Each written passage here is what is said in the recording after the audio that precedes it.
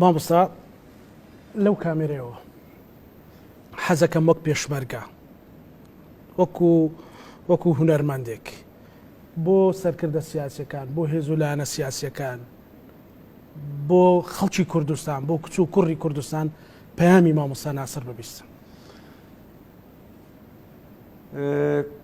کوردستان تەنیا مسلمان نییە، چەندین دین و ئاینی دیکەشی تێدا هەیە.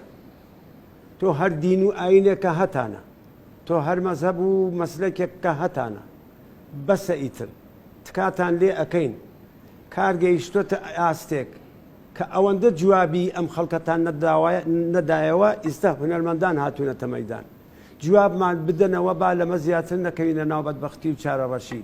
ئەگەر بێت و ئێوە کارێ نەکەن لەمە خراپترمان لێ ئەقەومێ، باشووری کوردستانمان لە دەست دەردەچێ، هیچیشمان پێ ناکرێ، ئەو کاتە شەڕی پارتیزانیشمان پێ ناکرێت.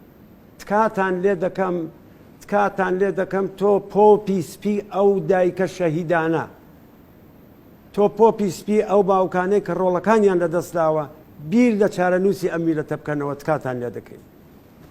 زۆر سوپاس دەکەم.